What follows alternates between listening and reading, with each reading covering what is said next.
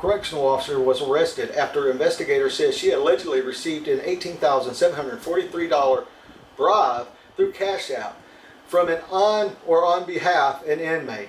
Now, before we go further, this is ongoing cases, charges, or allegations unless proven in court.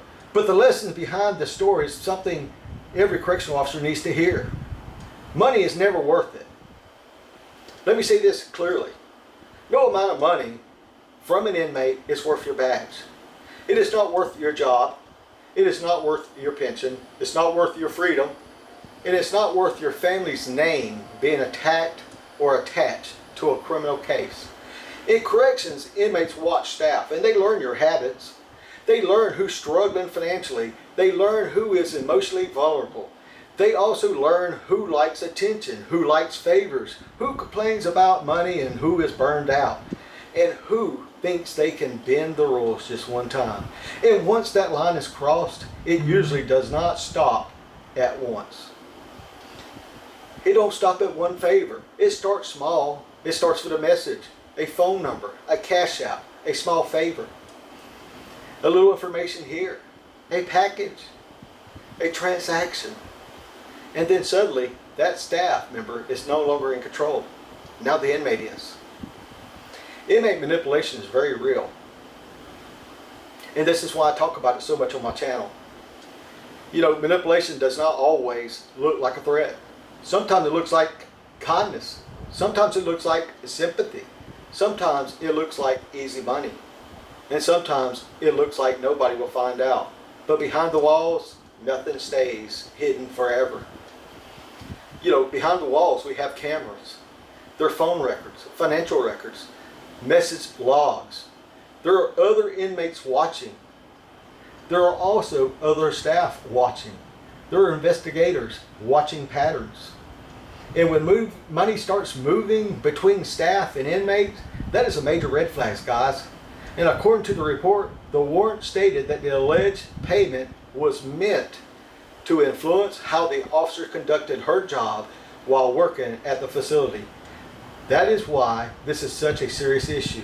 Because when staff's loyalty shifts from the agency to an inmate, security is compromised. This puts other officers in danger. Here's the part that the public does not always understand. When one staff member gets involved with an inmate, it does not just affect that one staff member. It can put the whole institution at risk. Contraband can come in. Information can leak out. Searches can be avoided. Housing unit movement can be manipulated. Security routines can be exposed. Other officers can walk into a dangerous environment without even knowing.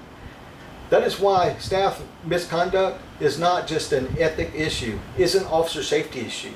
The officer working the dorms, the officers on the gate, the transport officers, the control room officers, the sergeant, the lieutenant, everybody can be affected by one compromised staff member.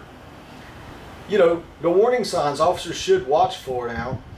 Now, I'm not telling you to walk around accusing other staff member, but what I am telling you is to stay aware. Some warning signs can include the staff member being too familiar with a specific inmate. A staff member may be spending unnecessary time with other areas, or in one area. An inmate knowing information that they should not know. An officer suddenly acts secretive when they're phone. Unexplained money, gifts, favors.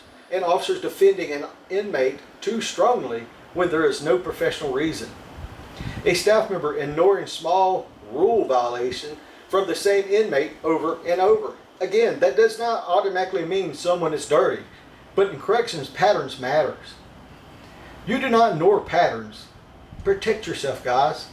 If you work in corrections, protect yourself. Do not accept anything from an inmate. Do not give out personal information to an inmate. Do not communicate outside of the approved channels with an inmate. Do not use cash out, social media, phones, or third parties with inmates and their families. Do not let sympathy override your policies. Do not let money override your oath. And if you're struggling financially, emotionally, or mentally, get help the right way before you inmates see it. That's weakness, and tries to use it against you for manipulation. And because inmates do not always manipulate the strongest officers, sometimes they target the tired ones, the frustrated ones, the lonely ones, the ones going through a divorce, the ones with bills, the one who feels unappreciated. That is why awareness matters. This case should be a reminder that every correctional officer is watching. Your integrity is part of security.